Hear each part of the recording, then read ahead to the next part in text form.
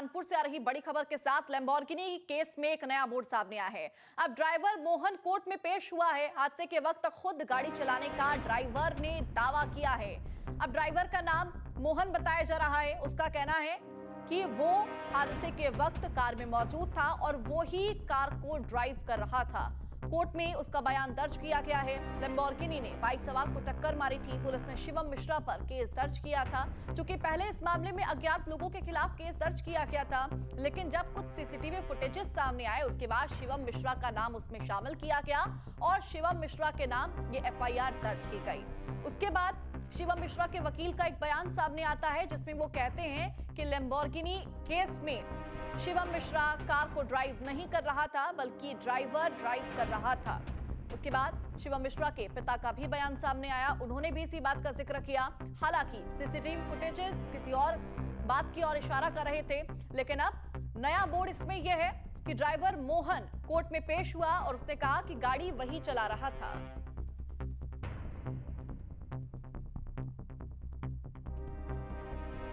तो कानपुर जाना है। हाँ। तो आप आ सकते हो? मैंने बोला कि हाँ जी मैं आ सकता हूँ। अच्छा, कब बोला था ये सर वहाँ हो गया 3 तारीख के आसपास में। 3 तारीख बताइए, मेरे को कोई ड्राइवर ने बताया था कि भाई वहाँ पे गाड़ी मिल रहा है, आप जा सकते हो तो चले जाओ। पहले कौन सी गाड़ी चलाया करते थे आप? गाड़ी तो मैं सारे गाड़ी चला लेता हूँ। ये लैम्बोर्गिनी चलाना जानते हो? गाड़ी में कितने गियर होते हैं? सर इसमें गियर होती है सर, 9 गियर होती हमारी है। दबा 9 गियर हम दबा देंगे। कैसे लगते हैं? ये ऑटोमेटिक वो अपने आप लेते हैं सर, फोर्स कार है। ऑटोमेटिक में ये होता है कि ऑटोमेटिक। पहले कहाँ काम करते थे मोहन आप? मैं सर सबसे पहले तो मैं वही प्राइवेट, हमारे तो प्राइवेट होता है, तो वहीं पे कोटी पे काम आप करता एक्सीडेंट के बाद कहाँ गए थे फिर? मैं कहीं नहीं गया था सर, मैं तो उधर कोने पे खड़ा हो गया था। पुलिस वाले आए और वहीं पे मैं पुलिस वाला आने के बाद वो गाड़ी भी बाहर निकाला हूँ और बाहर निकाल के थाने पे भी लेके गया हूँ। वही थाने में तो मैं फिर उसके बाद वो शिवम फिर उसके बाद कहाँ गए? शिवम जी को वो दूसरी गाड़ी में लेके चले गए। मोहन नाम के व्यक्ति ने एक प्रार्थना पत्र डाला था कोर्ट में आत्मसमर्पण के लिए। तो आत्मसमर्पण प्रार्थना पत्र प्रशासन से और पुलिस से थाना क्वार्टर से रिपोर्ट मंगाई गई थी। रिपोर्ट में स्पष्ट रूप से आ गया है कि वो व्यक्ति वांछित नहीं है और प्रकाश में नहीं है। तो जो व्यक्ति वांछित नहीं, प्रकाश में नहीं है, मुलजिम ही नहीं है, उसका आत्मसमर्पण किस बात का? इसलिए प्रार्थना पत्र पर सुनवाई हो गई है। जो माननीय न्यायालय ऑर्डर करेगी वो आप लोगों को बताया जाएगा। वाटोली पुलिस ने आख्या लगा के भेजी है कि सब वो मुलजिम प्रकाश में नहीं, वो वांछित नहीं है।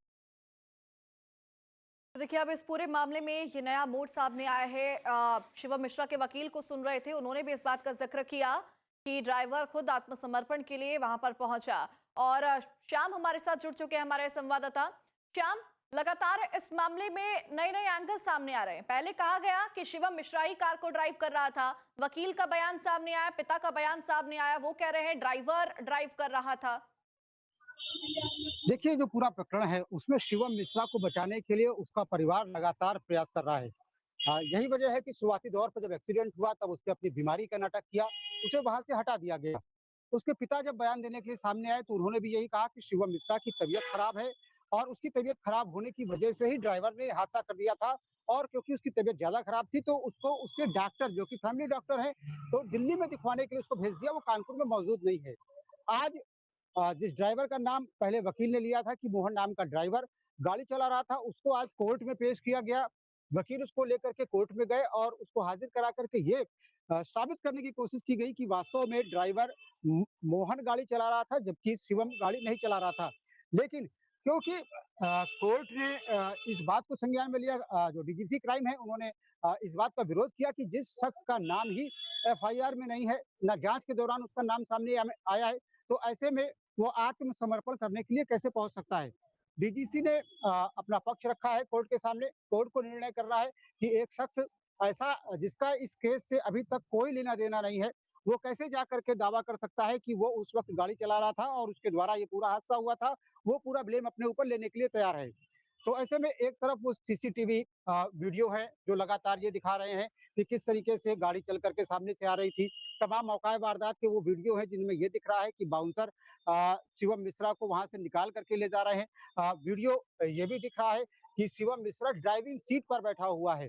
तो ऐसे में मेन तमाम बात उन श्याम वीडियो को यही है दरकिनार इसमें करते कि हुए जितने जो सीसीटीवी फुटेजेस सामने आए हैं उसमें शिवम कार में दिख रहा है, उसकी साइड वाली सीट पे कोई नजर नहीं आता है। कहा गया कि लेफ्ट साइड का डोर नहीं खुल रहा था, लेकिन जो फुटेज देखा गया उसमें वो डोर साफ तौर पर खुलता हुआ नजर आया। दरवाजा आराम से खुला और वहां से शिवम को बाहर निकाला गया और एकदम से इसमें ना माना।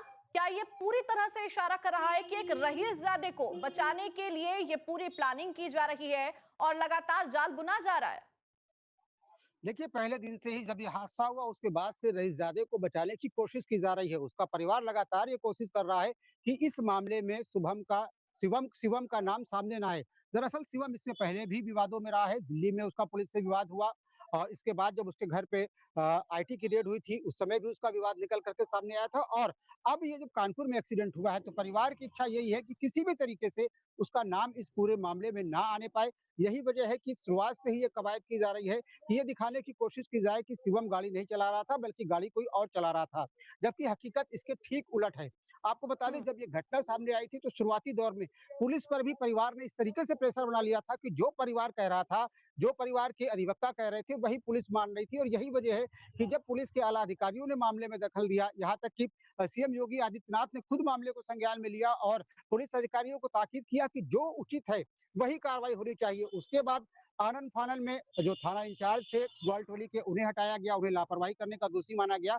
इसके बाद पुलिस के जो बयान सामने आए हैं, चाहे बात पुलिस कमिश्नर की हो या डीसीपी सेंट्रल की, वो भी अपने बयान में लगातार ये बात कहते नजर आए कि मामले में इंसाफ होगा। उन्होंने ये माना है कि शिवम ही गाड़ी चला रहा था और उसका परिवार उसे बचाने के लिए तमाम तरीके की कहानियां गढ़ रहा है।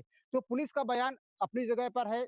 सीसीटीवी फुटेज और मौका वारदात पर जो मौजूद लोग हैं, उन्होंने जो फुटेज बनाए वो अपनी तरफ पे है, जो ये लगातार गवाही दे रहे हैं कि शिवम ही गाड़ी चला रहा था। लेकिन वहीं दूसरी तरफ उसका परिवार है जो उसे बचाने के लिए लगातार कोशिश कर रहा है, चाहे उसके पिता का सामने आने की बात कही जाए, चाहे उसके वकील के सामने आने की बात कही जाए। और आज जिस नाटकीय तरीके से आज शिवम को बचाने के लिए एक ड्राइवर को पेश कर दिया गया कोर्ट में, हालांकि कोर्ट में इसका विरोध हुआ। जो डीजीसी है, अभियोजन पक्ष है, निश्चित उन्होंने तौर इस पर बात का श्याम, विरोध ये जो किया कि पूरी जिस नाम कहानी है, अक्सर हमारे दर्शक भी ऐसी कहानी फिल्मों में देखा करते होंगे कि किस तरह से रईसजादे को बचाने के लिए एक गरीब को यहाँ पर निशाना बनाया जाता है, उसको टारगेट पे ले लिया जाता है।